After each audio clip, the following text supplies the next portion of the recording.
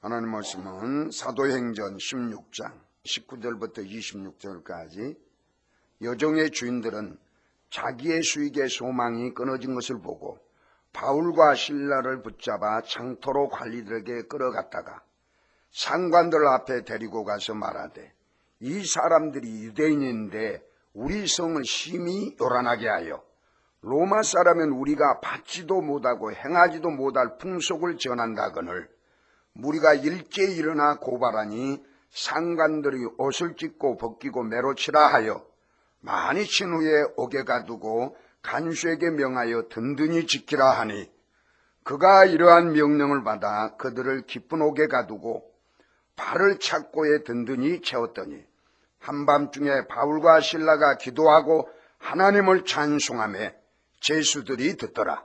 이에 갑자기 큰 지진이 나서 옥토가 움직이고 문이 곧 다 열리며 모든 사람의 매인 것이 다 벗어진지라. 아멘. 이 말씀을 가지고 찬송의 능력이라는 제목으로 은혜를 나눠보기로 합니다. 기도합니다. 사랑의 하나님, 감사와 영광을 드립니다. 오늘도 저희들에게 건강을 주신 가운데 주님 예배당에 나와서 함께 모여 하나님을 찬양하며 말씀을 드리며 기도하며 하나님께 영광 돌리는 이 시간을 주심을 감사합니다. 이 시간도 특별히 하나님의 말씀을 통해서 우리가 은혜를 나누기를 원합니다. 성령님 임하여 주옵소서. 성령님 우리에게 임재하여 주셔서 우리의 마음의 모든 문제는 성령의 능력으로 소멸되게 하시고 우리의 영이 기뻐서 성령이 생수의 강물이 솟아나서 하나님의 말씀을 들을 때 그 말씀을 통해서 깨닫게 하시고 말씀을 통해서 하나님의 뜻이 무엇인가 우리가 분별할 수 있는 놀라운 시간으로 역사하여 주옵소서. 성령님 지혜와 계시용으로 충만하게 우리에게 말씀을 믿습니다. 감사하며 우리 주 예수 이름으로 기도드리옵나이다. 아멘. 앤드류 머레이 박사님은 이런 말을 했습니다. 피조물의 제자리, 겸손의 자리는 창조신 하나님 앞에 우리가 드리는 찬송의 자리, 경배의 자리가 바로 겸손의 자리라는.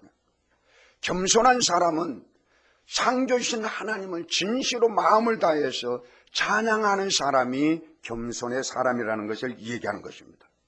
그런데 창조주 하나님께 찬양드리고 그분이 행하신 능하신 일을 인하여 하나님께 경배하지 않고 음악이 오히려 다른 것을 향하여 나갈 때 그것은 오히려 심각한 문제를 야기할 수 있다고 얘기하고 있습니다. 오늘날 여러분, 우리 하나님을 찬양한 사람, 즉 하나님을 믿고 예수 그리스도를 구주로 영접한 우리가 하나님을 진심으로 찬양함에도 불구하고 많은 사람들이 하나님을 찬양하기 전에 정말로 세상 음악에 취해 있는 사람들을 많이 만날 수 있습니다. 특별히 오늘 락 음악이라는 대표적인 음악의 장르가 하나 있습니다. 락 음악은 역사 속에서 몇 가지 단계를 거쳐 지금까지 진행되어 왔다고 합니다. 1950년대에 발생한 락 음악은 1950년대부터 50년 말부터 1960대 초반까지 특별한 멜로디와 박자를 가지고 사람들에게 접근해 왔는데 주로 그 락 음악의 내용이 성적인 자극을 주고자 하는 것이었다는 겁니다. 락 음악은 처음부터 인간의 성적인 면이나 인간의 육신적인 면에 호소하면서 자극을 주려는 역할로 동기가 시작됐다는 것입니다. 그리고 1960년대 말에서부터 1970년대 초반에 들으면서 락 음악은 특히 젊은이들의 민감한 감정과 그 안에 있는 이상을 자극하였습니다. 그리고 미국에서 일어난 이 음악은 하나님을 반대하는 음악으로 발전하게 된 것입니다. 당시에 1970년대 베트남 전쟁이 끊임없이 일어났습니다. 많은 미군 병사들이 전쟁에 돌아와서 사회에 적응하지 못하고 후유증에 시달렸습니다. 그들은 돌아와서 악몽에 시달립니다. 그들이 전쟁에 참가해서 정말로 많은 사람을 죽인 것을 목격했습니다. 또 때로는 자기가 살기 위해서 사람을 스스로 죽였습니다. 그러다 보니까 그들이 왜, 뭘 때문에 이렇게 전쟁을 하고 싸워야 하는지 이런 명문도 알지 못한 채 자기들이 살아남기 위해서 상대방을 죽이는 그러한 일을 했던 것입니다. 그래서 그들이 전쟁에서 돌아와서 미국에 오다 보니까 너무너무 살기가 힘들어지는 거예요. 계속 악몽이 떠오르는 것입니다. 정말로 전쟁이 생각난 것입니다. 그러다 보니까 많은 어려움을 겪게 됐다는 것입니다. 그 수많은 병사들이 후유증을 앓게 되다 보니까 그 후유증을 어떻게 해서든 해소시키겠다는 명목 아래 이 락 음악이 발전했다고 합니다. 그리고 1970년대 후반에 이르러 이 락 음악은 격정적이고 난폭해서 폭풍과도 같은 방법으로 발전해 나갔습니다. 그래서 사람들로 하여금 그런 음악 속에서 스트레스를 해소하도록 특히 젊은 사람들을 그 속으로 끌어당기게 만들었습니다. 그리고 이것은 중독증 현상까지 몰고 갔습니다. 약물을 복용하지 않을 때 손이 떨리고 불안했듯이 이 음악을 듣지 않으면 불안하고 어쩔 줄 모르게 되는 것입니다. 제가 청년들을 만나서 보니까 청년들이 이 음악에 중독된 사람들은 정말로 이 약물 중독에 술 중독자 같이 막 불안해합니다. 그걸 듣지 못하면 몇 시간만 안 들어도 안절부절합니다. 그래서 항상 헤드폰을 끼고 다니다 보니까 이명이 들려져 버리고 이 무서운 것이 바로 락 음악이라는 것입니다. 교회 안에는 그 청년들이 찬송을 부른 게 아니라 그 락 음악에 취해 있어요. 그러다 보니까 그것을 다른 중독보다 이 락 음악에 또 이런 사탄의 음악에 취해버리면은 중독돼 버리면은 끊기가 엄청나게 어렵다는 것입니다. 물론 이런 음악이 일시적으로 안정을 주는 것 같이 보이지만 점점 심각해져 나중에는 아주 큰 어려움에 봉착하게 되는 것입니다. 그러다가 1980년대로 넘어가면서 더 심각한 양상이 나타나기 시작합니다. 즉 락 음악이 사람의 심령까지 조종하게 된다는 것입니다. 그래서 이 격동적이고 요란한 음악은 마침내 모든 사람 안에 종교심을 조종하고 무엇인가 예배드리는 예배의 형식으로 발전하게 됐습니다. 이 락 음악 그 자체에서 예배의식까지 행하기 시작합니다. 음악으로 끝난 게 아니라 이 음악을 통해서 무언가 예배를 드린다. 예배의식으로 발전하게 된다. 무엇을 예배하겠습니까? 사단을 예배한다는 것입니다. 그렇습니다.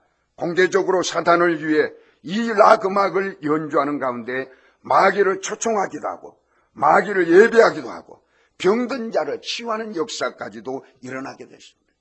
이렇게 사단들도 기적과 표적을 나타낸다고 성경은 얘기하고 있습니다. 여러분 요즘 인터넷에 보면 레이디 가가라는 그런 그 대표적인 가수가 이렇게 사단을 숭배합니다. 그는 지옥을 찬양합니다. 가룟 유다를 숭배합니다. 즉 하나님의 찬송에 반대되는 그러한 노래를 부른 것입니다. 그 레이디 가가라는 그 가수가 4월 달인가 한국에 와서 공연을 한다. 그러면 인터넷에 보면 거의 반나치입니다. 그리고 몸에 피를 바르면서 사단을 찬양하는 그러한 노래를 부릅니다. 그런데 많은 젊은이들이 특별히 교회에 다니는 우리 크리스찬 젊은이들이 그것을 분별하지 못하고 거기에 빠져 있는 사람이 많다는 것은 이건 심각한 문제가 아닌 것입니다. 또 요즘에 와서는 이른바 뉴에이지라는 음악이 또 다른 형태의 음악으로 번져가고 있습니다. 고요한 명상음악같이 위장한 이 음악들도 결국은 창조주 하나님에게서 벗어나 피조물을 하나님처럼 숭배하도록 조정하고 있다. 이 뉴에이지 음악 뒤에는 반드시 사단의 역사가 있다라는 것입니다. 우리는 이러한 일들을 그냥 간과해서는 안 될 줄 믿습니다. 우리 성경에 보면 이사야 14장과 에스겔 28장에 보면 그 루시퍼의 얘기가 나옵니다. 루시퍼는 어떤 사람입니까? 루시퍼는 천사였습니다. 특별히 하나님으로부터 인정받고 총명받고 정말로 뛰어난 천사 중에 천사가 루시퍼였습니다. 루시퍼는 하나님 앞에 찬양하는 자로 세움을 받았습니다. 하나님께서 루시퍼를 만들 때 하나님은 찬양한 자로 만들었습니다. 그러나 그가 후에 교만해져서 하늘에서 하나님께 반역함으로 말미암아 하나님이 그를 이 땅에 던져버렸다는 내용이 14장과 이사야 14장과 에스겔 28장에 나옵니다. 이 땅에 던져진 그가 이곳에서 하는 일은 잘못된 음악을 이용하여 사람들의 영혼을 도둑질하는 것입니다. 그러니까 락 음악이나 뉴에이지 음악의 뒤에는 반드시 사단이 역사한다는 것 우리는 꼭 기억해야 됩니다. 오늘날 많은 젊은이들이 잘못된 음악에 현혹되고 있습니다. 마귀가 배후에서 조종하면서 몇몇 뛰어난 하수인을 두어서 매우 영감 있는 음악을 만들게 하고 근본적으로는 락음악과 같은 곡조로 움직여 나가도록 하는 것입니다. 음악은 음악이지만 그 음악 속에 독약을 집어넣은 것과 같다는 것입니다. 똑같은 음악의 형태를 띠지만 그 속에 한 가지 요소를 빼버리거나 아니면 더해서 사탄은 그 음악을 독약으로 만들어버린 것입니다. 감성이 예민한 청소년과 젊은이들의 영혼을 교모히 낚시바늘로 깨어 하나님을 떠나 사탄에게로 향하게 한다는 것입니다.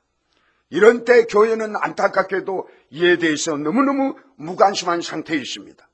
그러다 보니 교회 안의 젊은이들이 점점 하나님으로부터 떨어져 나가기 시작합니다.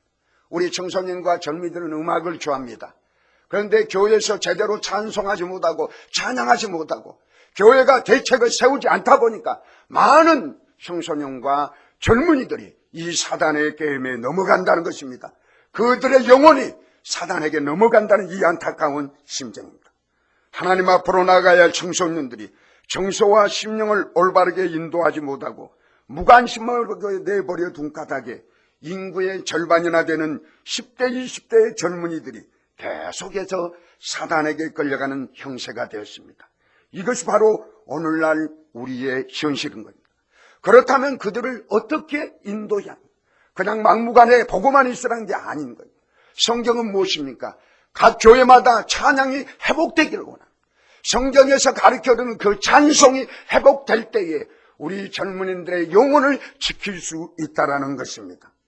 저도 제가 올 1월 달부터 계속적으로 8시부터 9시까지 누가 모이든 안 모이든 간에 찬송을 합니다. 나름대로 중간에 모이지 않고 한 사람만 되풀이 하다 보니까 야, 찬송 않고 그냥 교회 기도만 하면 됐다 이렇게 생각한 적이 있습니다. 그러나 성령님은 아니었습니다. 누가 보든 안 보든 우리 마음에서 정말로 하나님을 찬양하는 게 하나님이 우리를 창조하신 목적이라는 걸 깨닫게 해주셨습니다. 그리고 이 찬양이 지속적 되다 보면 언젠가 하나님께서 하늘문을 여시고 이걸 통해 많은 찬양 사역자들이 배출됨과 동시에 사역자들이 모여질 것을 저에게 말씀하셨습니다. 그리고 또 찬양에 관심 있는 청년뿐만 아니라 우리 사랑하는 성도들이 모여서 하나님께 영광 돌리는 시간이 오게 될 줄 저는 믿습니다. 사랑하는 성도 여러분, 우리는 오늘 본문 말씀을 통해서 찬양의 중요성을 다시 한번 깨달아 볼 믿습니다. 오늘 본문 말씀을 보면 바울과 실라가 빌립보에서 복음을 전하기 시작합니다. 그런데 귀신 들린 여종 하나가 계속 그 바울과 실라 복음 전하는 사람들을 쫓아다니면서 귀찮게 합니다. 그 귀신 들린 여종은 뭐합니까? 그 점을 쳐가지고 복채를 받아가지고 그 주인에게 갖다 줍니다. 그러니까 그 주인은 정말 가만히 앉아서 돈을 받아먹고 있는 사람이에요. 그런데 이 귀신 들린 여종이 계속 바울과 실라를 괴롭히다 보니까 바울과 실라가 그 속에 있는 더러운 귀신을 예수 이름으로 쫓아냅니다. 그러다 보니까 그 여종이 깨끗이 나았죠. 그래서 이제 점을 칠 수가 없는 거예요. 그러다 보니까 이익이 들어오지 않습니다. 그래서 그 주인이 화가 납니다. 그래서 바울과 실라를 때려가지고 매를 때리고 감옥에 갇혔다는 그 내용이 오늘 본문 말씀에 나옵니다. 로마 감옥은 지상에 있는 게 아니라 지하에 있었다고 합니다. 그러니까 그 지하에서 두 발이 착고에 뭐다고 했습니까? 24절에 보니까 옥에 가두고 그 발을 착고에 든든히 착고라는 것은 우리가 옛날에 텔레비전 같으면 심청이를 목에 이렇게 부르는 그것이 바로 착고입니다. 양쪽 발을 그 가운데에다 집어넣고 딱 열쇠로 잠가버리는 거예요. 이러는 것이 착고입니다. 착고를 채우면은 움직일 수 없게끔 만드는 거예요. 그리고 옥문을 굳게 닫혔다는 것입니다. 내일을 알 수 없는 가운데 바울과 실라가 옥에 갇혀 있습니다. 그런데 바울과 실라는 거기서 두려움에 움츠러서 벌벌 떠는 게 아니라 오히려 정말로 그 감옥에 있으면서 착고에 발이 갇혀 있는 상황이었음에도 불구하고 하나님 앞에 기도하며 감사하며 찬송했다는 것입니다. 25절 우리가 한번 봅시다. 자, 25절 큰소리 읽습니다. 바울과 실라가 기도하고 하나님을 찬송하며 제수들이 듣더라. 찬송은 감옥에서 밤중에 하나님을 노래했다는 것입니다. 바울과 실라가 찬송한 때는 시간적으로 밤중이었습니다. 가장 어두운 때였습니다. 동시에 밤중이라는 표현은 영혼의 위기, 영혼의 밤중이었습니다. 소망이 사라지고 절망으로 가득한 때입니다. 낙심과 두려움의 때입니다. 염려와 근심의 때입니다. 억울한 때입니다. 정말 우리가 생각해 보세요. 그들 나름대로 복음을 전하기 위해서 열정을 가지고 복음을 전하다가 정말로 감옥에 간 것입니다. 인간적으로 생각하면 억울합니다. 다시는 복음 전하고 싶은 그런 마음이 없어지는 때입니다. 앞날의 소망과 희망이 보이지도 않는 때입니다. 이러한 때에 바울과 실라는 하나님을 찬송했다는 것. 사랑하는 성도 여러분, 우리 영혼 속에 어둠의 때일수록 우리는 바울과 실라처럼 찬송해야 될 줄 믿습니다. 바울과 실라는 찬송했습니다. 그런데 그 다음에 놀라운 말씀이 등장합니다. 26절 봅시다. 이에 갑자기 큰 지진이 나서 옥토가 움직이고 문이 곧 다 열리며 모든 사람의 매인 것이 다 벗어진지라. 여기에서 갑자기, 이에 갑자기 그렇습니다. 갑자기 어떻게 됐다는 것입니까? 옥문이 열리고 모든 사람의 매인 것이 다 벗어졌다. 즉 갑자기라는 말은 또 있어. 찬송을 통해서 땅에 지진이 나고 옥토가 움직이고 또 옥문이 열리고 모든 사람의 매인 것이 다 부러지는 그것과 연관이 되어 있다는 거예요. 이 말은 뭔 말인가? 찬송에 그만큼 능력이 있다. 찬송하니까 갑자기 이렇게 지진이 나고 옥토가 열리고 옥토가 흔들리고 그 다음에 옥문이 열리고 매였던 그 착고가 풀려지는 이러한 결과를 가져오게 됐다. 즉 찬송의 능력을 나타낸 것입니다. 찬송할 때 이러한 역사가 일어나는지, 어떠한 역사가 일어나는지 우리는 말씀을 통해서 몇 가지 은혜를 나눠보기를 합니다. 첫 번째, 찬송을 부를 때 하나님이 그 가운데 임재하십니다. 우리 시편 22편 3절에 보면 이스라엘의 찬송 중에 계시는 주여 주는 거룩하시니이다. 찬송은 하나님을 우리 환경 속으로 모시게 되는 결과를 가져오게 된다. 즉 우리가 찬송할 때 우리 환경 속에 우리 마음 가운데 주님의 임재가 나타나게 된다는 것을 얘기하고 있습니다. 우리가 분명히 알 수 있는 것은 하나님은 우리가 믿음으로 드리는 찬송 중에 거하신다는 사실입니다. 찬송이 무엇입니까? 바로 믿음의 고백입니다. 우리가 찬송은 가사를, 그 은혜는 가사를 우리가 입으로 한 것이지만 그 찬송은 우리가 믿음으로 고백하는 것이 바로 찬송입니다. 주로 어떤 내용이 되십니까? 하나님은 나를 위하여 이런 일을 행하셨습니다. 이런 고백이 찬송 가사 중에 많이 있습니다. 또 하나님은 나와 이런 관계가 되십니다. 하나님은 나의 이런 분이십니다. 나의 구주십니다. 나의 구속자이십니다. 나를 인도하신 분입니다. 이런 내용들이 바로 찬송 가사 중에 많이 있습니다. 이것을 찬송할 때 믿음으로 내 신앙을 고백한다는 것입니다. 하나님은 그럴 때에 그래, 나는 내가 지금 찬송으로 고백하는 그런 하나님이다. 그래서 우리에게 응답해 주시고 그런 가운데 우리에게 임재해 주신다는 것. 지금 모든 것이 매여 있고 갇혀 있고 또 고난 속에 있을지라도 우리가 정말로 믿음의 고백으로 하나님을 이런 내용으로 찬송해 보십시오. 하나님은 전능하십니다. 하나님은 우리의 구원자십니다. 하나님은 우리를 인도하는 분이시며 우리의 반석이십니다. 이렇게 찬송할 때 하나님은 이렇게 아마 응답해 주실 것입니다. 그렇다, 나는 너의 믿음의 고백대로 역사는 바로 그 하나님이다. 이렇게 응답해 주실 줄 믿습니다. 하나님은 그의 백성이 찬송을 부를 때 그 가운데 오셔서 함께 계십니다. 찬송은 하나님이 그 보좌로부터 우리 가운데 임재하게 하시는 다리 역할을 한다는 것입니다. 이스라엘 찬송 중에 계시는 주여 주는 거룩하시나라고 말씀하고 있습니다. 우리가 하나님이 우리를 위해서 예수 그리스도 안에서 이루어 놓으신 구원의 일을 감사하며 찬송할 때에 하나님의 보좌 앞에 나아갈 때에 하나님은 그 가운데 계십니다. 우리 찬송가 한번 생각해 보면 찬송가에는 부정적인 말이 없습니다. 원망이나 불평이나 두려움이나 근심, 불신앙 이런 내용이 섞여 있는 게 찬송가가 아닙니다. 찬송은 하나님의 전능하심을 찬양합니다. 하나님의 은혜로우심을 고백합니다. 우리를 돌보신 내용, 또 인도하심을 노래하는 그 가사가 찬송가입니다. 또 감사의 노래가 그 찬송가 가사에는 많이 있습니다. 그러니까 우리가 찬송할 때 할렐루야, 전능하신 주가 나를 다스립니다.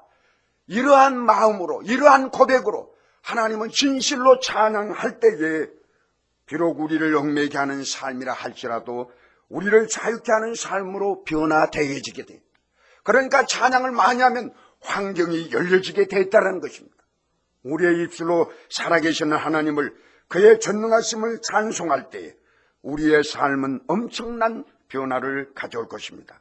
하나님이 찬송 중에 임하기 때문입니다. 바울과 실라가 갇혀있는 감옥에 가장 높으신 하나님이 그날 밤중에 친히 신방오셨습니다. 하나님을 신방오게 하시는 방법은 하나밖에 없다는 것입니다. 찬송하는 것입니다. 여러분, 우리 하나님이 우리를 찾아오시는 그 신방은 우리가 진심으로 믿음의 고백으로 찬양할 때 반드시 우리를 찾아오신다는 사실을 우리는 꼭 명심해야 될 줄 믿습니다. 두 번째, 찬송을 부를 때 정서적, 영적인, 육적인 치유가 일어납니다. 찬송은 영적인, 정서적인, 또 육적인 매임에서 놓이게 된다는 것입니다. 26절에 봅니다. 모든 사람의 매인 것이 다 벗어진지라. 26절 후반절에 보니까 하나님이 임재하시는 찬송의 결과는 모든 결박에서 자유케 한다는 것입니다. 우리가 마음이 답답하고 또 마음이 우울하고 정말로 누군가 말 못할 때, 말을 하고 싶지 않을 때, 이럴 때 찬송하면 그 맺혔던 것들이 다 풀어지는 역사가 나타난다는 것입니다. 오늘날 교회 안에 많은 우울증 환자들이 많습니다. 조울증 환자들이 많습니다. 마음의 병을 가지고 있는 사람들이 많습니다. 왜 그렇습니까? 물론 여러 가지 이유가 있겠죠. 그러나 너무 어려운 상황이 오랫동안 지속되거나 또 계속적으로 일어날 때 우울증이 생기기도 합니다. 왜 그렇습니까? 우리는 질그릇과 같은 연약하기 때문입니다. 그래서 옆에 있는 사람이 조금만 뭐라고 하면 쉽게 좌절하고 낙심합니다. 또 주변 상황이 답답해서 낙심할 때가 있습니다. 이런 사람은 환경의 영향을 받는 것입니다. 성경은 범사에 감사하라, 쉬지 말고 기도하라, 항상 기뻐하라 이렇게 말했는데 우리는 연약해서 이 말씀대로 순종할 수가 없습니다. 마음이 질그릇이 약해서 깨어지기 쉽습니다. 이럴 때 우리 힘으로는 그 우울한 기분, 그 상한 마음을 우리가 치료할 수가 있습니다. 이 방법은 바로 찬송하는 것입니다. 하나님 할 때, 찬송할 때에 우리 영혼이 회복되는 것입니다. 항상 살아계시고 나를 돌보시고 치료하시는 하나님, 나의 구원자신 하나님이 계시다는 사실을 우리는 입술로 찬송하면 반드시 그러한 마음의 질병에서 자유함으로 나아가게 된다는 것입니다. 그 전능하신 하나님은 나의 하나님이심을 고백할 때에 우리 찬송 가운데 계신 임재하시는 주님이 우리의 마음을 회복시켜 주실 줄 믿습니다.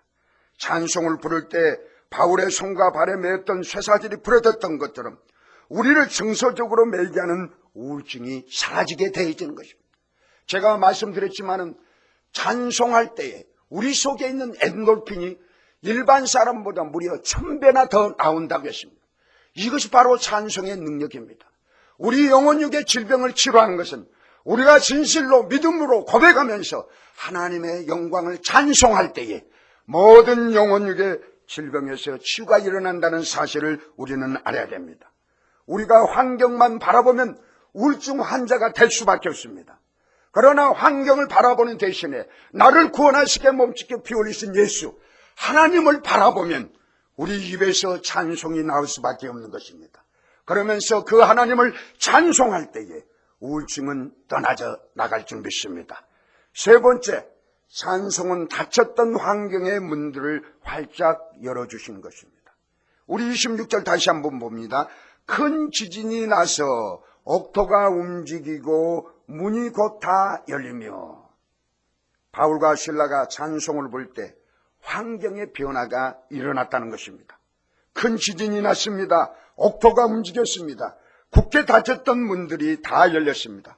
찬송은 우리 환경에 변화를 가져다 준다는 것입니다. 그래서 이사야 54장 1절에도 보면 뭐라 합니까? 잉태치 못하며 출산하지 못한 너희들은 노래할지어다.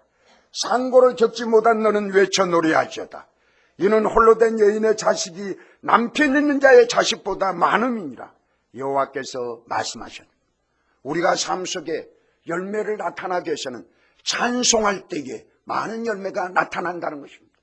이스라엘 백성들이 바벨론의 포로로 끌려갔습니다. 그들의 상황은 너무너무 답답합니다. 그러나 하나님은 너무너무 기분이 좋은 거예요. 하나님 입장에서 보면.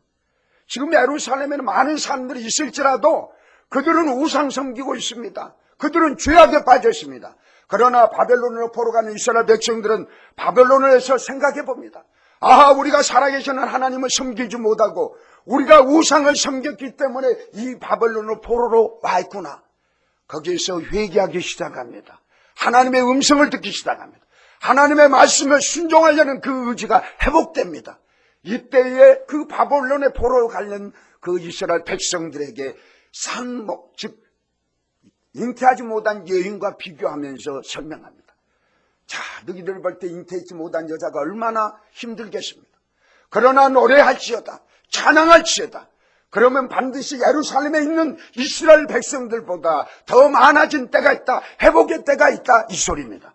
우리가 진정으로 찬양할 때 우리 환경의 문이 열려진다는 놀라운 은혜의 이야기를 얘기하는 것입니다. 그렇습니다. 찬송할 때 연약한 자의 삶의 변화가 일어납니다. 환경에 매였던 자들이 자유케 됩니다. 바울을 가두었던 문이 열려듯이 우리의 막힌 문이 찬양할 때 열려지게 될 것입니다. 사방으로 우겨쌈을 당하도 도저히 갈 바를 알지 못할 때, 나의 상황이 캄캄한 밤중쯤 되었을 때, 염려와 걱정이 생길 때, 그때 우리는 눈을 들어서 밤중을 넘어서서 광명의 하나님을 바라봐야 됩니다. 우리가 힘들 때 환경 바라보면 낙심하고 절망하고 포기할 수밖에 없습니다. 그럴 때마다 그 밤중 넘어서서 회복을 기다리시는 그 하나님을 볼 때 소망이 생겨지고 그 소망을 주신 하나님을 진실로 찬양할 때 그 찬송 가운데 우리의 환경이 열려지게 된다는 것입니다. 열왕기하 6장에 보면 엘리사 이야기가 나옵니다. 엘리사가 잠을 자고 있을 때 아람 왕이 군대를 동하여 성을 포위합니다. 이때 새벽에 그 엘리사의 종이 일어나서 성 밖을 보다 보니까 아람 군대와 그 성을 다 엘리사를 잡으려고 진을 치고 있습니다. 이때 그 종이 깜짝 놀랍니다. 엘리사에게 이야기가 갑니다. 엘리사에게, 주님, 여성 밖에 보니까 이 아람 군대가 우리를 잡기 위해서, 우리를 죽이기 위해서 많은 군대로 진치고 기다리고 있습니다. 이때 엘리사는 절대 두려워하지 않았습니다. 열왕기하 6장 16절에 보니까는 두려워하지 말라. 우리와 함께한 자가 그들과 함께한 자보다 많으니라. 엘리사 영안에는 그 엘리사를 도우러 오는 불병거와 불말이 엄청나게 많다. 즉 도움을 갖다주는 천사가 엄청나게 많다는 것을 알았습니다. 그러면서 그 엘리사의 종을 위해서 영안을 열어주라고 기도했습니다. 그때에 그 엘리사의 종의 눈이 열려져서 불말과 불병거가 산에 가득하여 엘리사를 부른 것을 보았습니다. 사랑하는 성도 여러분, 우리 주위에는 이렇게 우리를 돕기 위해서 불병거와 불말과 같은 천사, 도움의 천사가 가득 와 계신 줄 믿습니다. 그런데 이 천사를 사용하는 건 어떠냐? 즉 찬양할 때 그 천사들이 동원된다는 것입니다. 믿음의 사람들은 아무리 사방에 많은 원수들이 둘러싸도 답답한 환경을 봐도 두려워하거나 근심에 빠져 좌절하지 않고 하나님을 보면서 찬송할 수 있습니다. 우리가 찬송을 시작하면 하나님은 하늘의 군대를 동원하여 막힌 모든 문을 여십니다. 내가 열려고 하면 답답하고 안 됩니다. 포기합니다. 그러나 하늘의 군대를 동원하신 하나님을 찬양할 때 하나님이 직접 우리의 환경을 열어주신다는 것. 우리가 찬송할 때 하나님은 자신이 우리가 찬송하는 그 하나님이심을 그 가운데 오셔서 증명하시는 것입니다. 모든 것이 자유를 얻기 시작하고 치유를 받기 시작하고 우리가 새로운 힘을 얻기 시작하는 것입니다. 상황의 변화가 일어나는 것입니다. 따라서 우리는 하나님을 찬양하는 길이 내 인생의 문제를 해결하는 길입니다. 여러분 스스로 여러분 문제를 해결하려고 하지 마십시오. 우리가 할 것은 하나님을 찬양하는 길입니다. 네 번째, 마지막으로 찬송은 우리로 영적인 전쟁에서 승리하는 삶을 살게 합니다. 우리 역대하 20장을 한번 찾아봅시다. 21절부터 23절까지만 한번 읽어봅니다. 백성과 더불어 의논하고 노래하는 자들을 택하여 거룩한 애복을 입히고 군대 앞에서 행진하여 여호와를 찬송하여 이르기를 여호와께 감사하세 그의 인자하심이 영원하도다 하게 하였더니 그 노래와 찬송이 시작될 때에 여호와께서 복병을 두어 유다를 치러 온 암몬 조선과 모압과 셀산 주민들을 치게 하심으로 그들이 패하였으니 곧 암몬과 모압 조선이 일어나 셀산 주민들을 쳐서 진멸하고 세일 주민들을 멸한 후에는 그들이 서로 쳐 죽였더라. 모압 자손과 암몬 자손 연합해서 여호사밧 왕을 치러 전쟁하러 옵니다. 그때 여호사밧 왕이 깜짝 놀라서 하나님 앞에 기도합니다. 그때의 그 응답이 무엇입니까? 두려워하지 말라는 것입니다. 너희들이 할 것은 찬송을 합니다. 21절에 봅니다. 21절에 그 군대 앞에서 행진하여 여호와를 찬송하여 이르기를 여호와께 감사해 그의 인자심이 영원하도다 하겠다. 전쟁에서 나가서 싸우란 게 아니라 우리가 봤을 때는 정반대, 즉 하나님을 찬송하라. 그러면 하나님께서 직접 싸우시겠다는 것입니다. 그러면서 22절에 보니까 그의 노래와 찬송이 시작될 때에 여호와께서 복병을 두어 유다를 치러 온 암몬 자손과 모압과 세일산 주민들을 치게 하심으로 그들이 패하였으니, 즉 그 노래와 찬송이 시작될 때 여호와께서 복병을 두었다. 복병이라는 것은 아까도 말했지만 엘리사를 도우러 온 불말과 불병거, 이것이 바로 복병입니다. 하나님의 천사들입니다. 그렇습니다. 눈에 보이지 않는 하나님의 복병이 우리가 찬송할 때 일을 시작한다는 것입니다. 아까도 말씀드렸지만 열왕기하 6장 17절처럼 불말과 불병거가 산에 가득하여 엘리사를 둘렀더라. 하나님은 그의 군대들로 찬송하는 그의 백성들을 위하여 숨겨두셨다는 것입니다. 그래서 아무리 사방에 많은 원수의 세력들이 둘러있어도 답답하게 하는 환경의 세력을 본다 해도 우리는 그것들을 두려워하거나 근심에 빠져 좌절하지 않고 하나님의 복병을 바라보면서 또 하나님을 바라보면서 하나님을 찬송할 수 있는 것입니다. 하나님께서 복병을 두시고 하나님의 군대 장관에게 명령하셨습니다. 나의 백성들이 나를 찬송하는 그때 그것을 신호로 삼아서 행동을 개시하라. 우리 주위에 복병이 있습니다. 우리가 찬송할 때 하나님께서는 군대 장관을 통해서 저들이 찬송할 때 너희들은 행동 개시하라 이렇게 명령하신다는 것입니다. 얼마나 감사한지 모릅니다. 만약에 하나님의 백성들이 주변을 둘러싼 원수들로 인해서 두려워하고 낙심하고 좌절해서 염려하는 시간을 다 바치고 하나님 앞에 찬송하지 못한다면 하나님의 군대는 열중시하고 있는 것입니다. 하나님의 군대가 동원되는 것은 우리가 온 마음으로 하나님을 찬양할 때라는 것입니다. 하나님의 군대는 바로 우리가 찬송할 때 일을 시작한다는 것입니다. 하나님의 군대는 항상 우리 주변에 있습니다. 내가 여러분에게 늘상 말했지만 여러분이 가는 길에 여러분 스스로 혼자 가는 게 아닙니다. 하나님의 군대와 함께 간 줄 믿습니다. 어려움을 당할 때, 또 낙심하고 절망할 때, 정말로 답답할 때 찬송하십시오. 그러면 하나님의 군대가 동원돼서 여러분의 문제를 해결하실 것입니다. 오늘 본문에서도 바울과 실라가 찬송할 때 하나님이 그 찬송을 신호로 해서 삼으셨다는 내용이 나옵니다. 마찬가지로 여호사밧 군대가 원수를 쳐서 이긴 것, 하나님의 군대가 활동하게 된 것은 오직 하나님의 백성들이 하나님을 찬송하는 데 있었다는 것입니다. 사랑하는 성도 여러분, 우리는 어느 때든지 즐거울 때든지 어려울 때든지 고난을 당할 때든지 해야 할 것은 찬송인 줄 믿습니다. 다윗이 시편 111편 10절에 이렇게 말합니다. 여호와를 찬양함이 영원히 계속되리로다. 우리는 매일매일 쉬지 않고 찬송해야 됩니다. 그래서 우리가 하루에 1시간씩 시간을 투자해서 하나님을 찬양한다는 게 하나님이 얼마나 기뻐 받으신지 모르겠습니다. 또 다윗은 시편 119편 우리 한번 찾아봅시다. 시편 119편 164절. 자, 우리 한번 큰 소리로 같이 합독합니다. 주의 의로운 규례대로 말미암아 내가 하루 7번씩 주를 찬양하나이다. 아멘.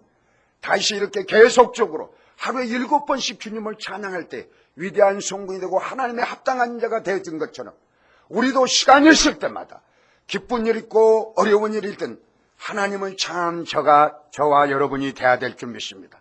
다시 한번 결론합니다. 우리가 하나님을 찬양할 때 하나님의 임재가 우리 속에 나타난다는 것입니다. 우리가 하나님을 찬양할 때 영적인 정서적 육체인 치유가 일어난다는 것입니다. 우리가 하나님을 찬양할 때에 닫혔던 환경의 문이 활짝 열려진다는 사실, 우리가 진심으로 하나님을 찬양할 때 우리가 보이지 않는 하늘의 군대가 우리를 도와서 영적인 승리를 가져다 준다는 것입니다. 사랑하는 성도 여러분, 찬양의 능력을 우리가 배웠기 때문에 지금까지 찬양했지만 온 마음을 당해서 하나님을 찬양하는 저와 여러분이 되어야 할 줄 믿습니다. 기도합니다. 사랑의 하나님, 우리가 이렇게 찬양의 중요성과 찬양의 능력을 알게 하심을 감사합니다. 정말로 우리가 찬양하는 것은 믿음으로 하나님의 모든 은혜를 고백하는 것입니다. 진정으로 우리의 마음을 열어서 다윗이 하루에 7번씩 하나님을 찬양하는 것처럼 영원토록 찬양하는 우리들 되도록 축복하여 주옵소서. 그리하여 찬양할 때 하나님의 임재를 체험하게 하시고 찬양할 때 영적, 정서적, 육체적 치유가 일어나게 하시고 찬양할 때에 닫혔던 환경의 문이 열려진 것을 체험하게 하시고 찬양할 때에 영적인 승리를 체험하는 우리 사랑하는 성도들로 축복하여 주옵소서.